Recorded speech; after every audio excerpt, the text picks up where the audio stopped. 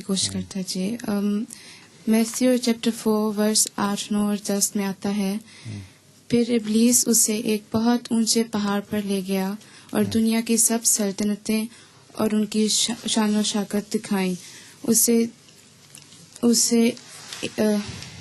उसे कहा, अगर तू झुक कर मुझे सजदा करे तो ये सब तुझे दे दूंगा।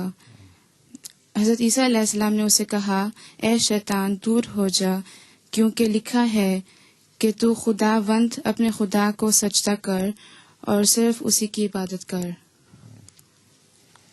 अच्छा, और अब्दुल नसीर कौन है? नहीं आई हो जी? नहीं, दूसरी दफा। अच्छा चलो। बिस्मिल्लाहिर्रहमानिर्रहीम। हुजूर, ईसाई लोग मानते हैं कि हज़रत ईसा अल्लाह के बेटे थे, लेकिन बाइबल से साबित होता है कि वो अल्लाह के बेटे नहीं बल्कि उनके नबी थे। जैसा कि जॉन चैप्टर 6 वर्स 14 में कहा है कि बस जो मौजज़ा उसने दिखाया वो लोग उसे देखकर कहने लगे, जो नबी दुनिया में आने वाला था फिर हकीकत यही है। और एक और वर्स में कहा है, जॉन चैप्टर 6 वर्स 14 और वर्स 25 और 26, हजूर औरत ने उससे कहा, मैं जानती हूँ कि मसीह जो ख्रिस्तस कहलाता है आने वाला है, जब वो आएगा तो हमें सब बातें बता देगा। यीशु ने उससे कहा, मैं जो तुझसे बोल रहा हूँ वही हूँ। अच्छा, अब मजमून पढ़ना किसी ने? 3 औरतों ने, लड़कियों ने पढ़ना है मजमून? अच्छा, कितना लंबा है? वक्त भी थोड़ा है, चलो पढ़ो जल्दी से। मजमून हज़रत सल्लल्लाहु अलैहि वसल्लम की आमद के बारे में तौरात और अंजील की पेशगोइयाँ। खुदा ताला अज़ल से दुनिया में अपने प्यारे बंदों को नबी और रसूल बनाकर भेजता रहा है। ये अंबिया वक्त की ज़रूरत के मुताबिक अपनी अपनी कौमों को खुदा का पैगाम देते रहे, लेकिन ये मज़ाहिब अपनी अपनी कौमों के लिए और एक ख़ास ज़माना के लिए थे। जो जो इंसान रूहानी तरक्की करता गया, मज़ाहब की तालीम भी इसी तरह बदलती रही, लेकिन इस्लाम से पहले इनमें से कोई मज़हब इतना कामिल ना था कि ये कहा जा सके कि वो तमाम दुनिया के लिए राह हिदायत है। बाज़ मज़ाहब की तालीम में गुज़रे हुए अंबिया और आइंदा आने वाले रसूलों की खबर भी दी जाती थी। तौरात और इंजील में हमें बहुत सारे मुकामात पर गुज़श्ता अंबिया और आइंदा आने वाले लोगों के बारे में पता चलता है। हज़रत सल्लल्लाहु अलैहि वसल्लम की आमद की पेशगोई बहुत से गुज़श्ता अंबिया अलैहिस्सलाम ने की।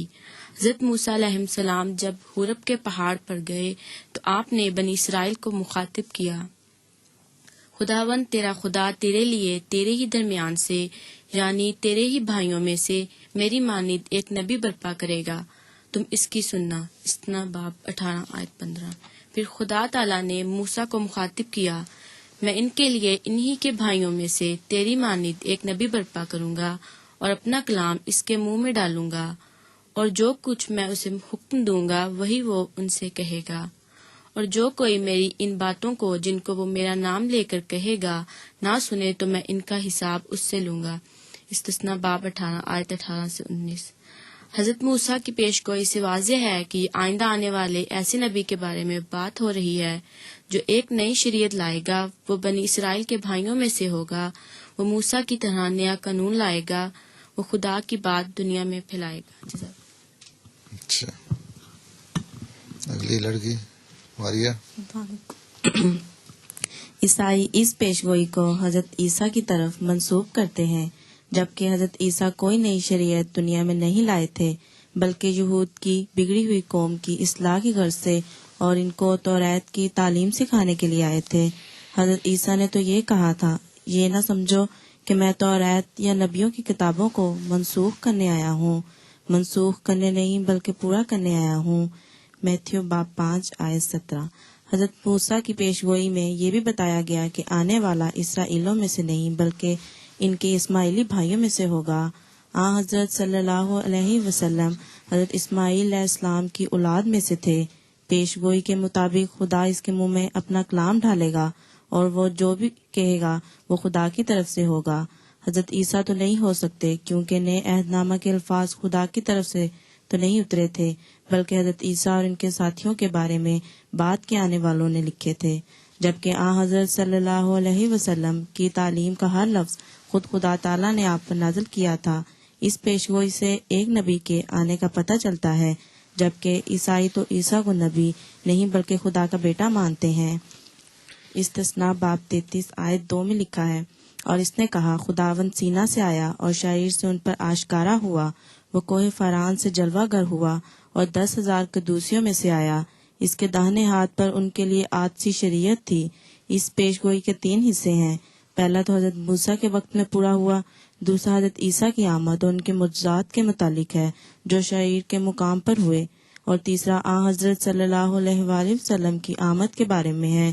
فاران مکہ اور مدینہ کے درمیان پہاڑی علاقے کا نام ہے، اور جینیسس کے مطابق حضرت اسماعیل بھی یہیں بستے تھے۔ آگے انم جی السلام علیکم۔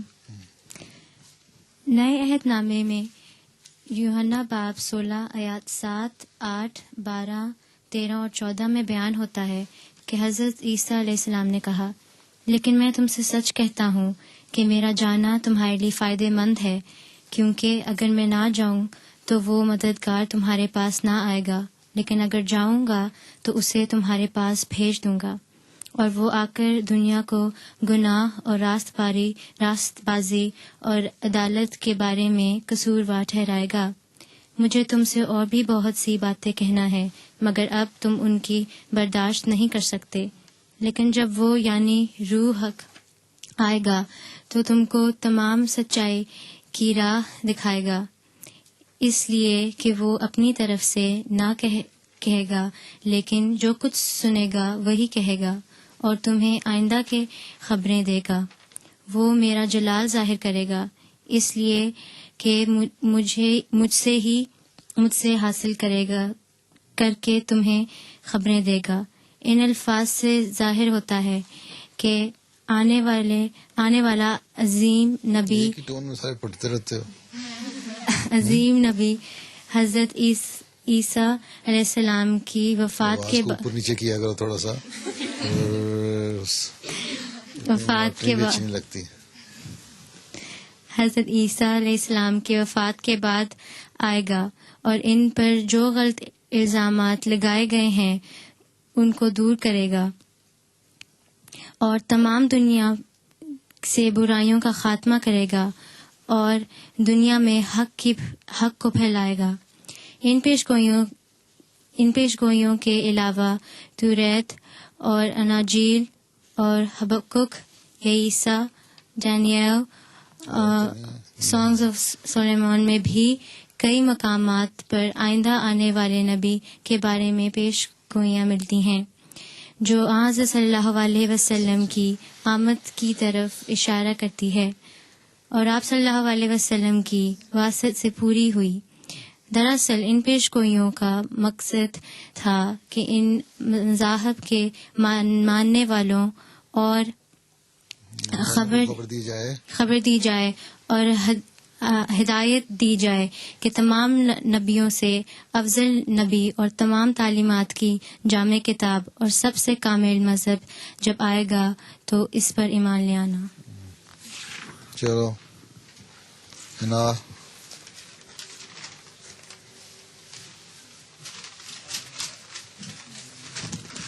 وہ پڑھنا، چلو جلدی سے۔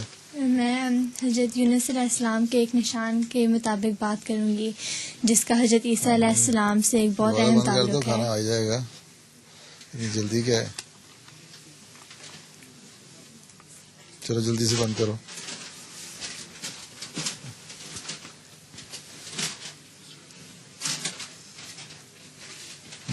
ہم بائبل سے ثابت کر سکتے ہیں کہ اللہ تعالیٰ نے حضرت عیسیٰ علیہ السلام کو صلیب کی لعنتی موت سے بچا لیا۔ حضرت عیسیٰ علیہ السلام کو صلیب دینے سے پہلے یہودیوں کے کچھ علماء اور استادوں نے اسے کچھ نشان دکھانے کو کہا۔ میتھیو 12 آیت 39 اور 40 کے مطابق اس نے جواب دے کر ان سے کہا، اس زمانے کے برے اور ذمہ کار لوگ نشان طلب کرتے ہیں، مگر یونا نبی کے نشان کے سوا کوئی اور نشان ان کو نہ دیا جائے گا۔ کیونکہ جیسے یونا 3 رات دن مچھلی کے پیٹ میں رہا، ویسے ہی ابن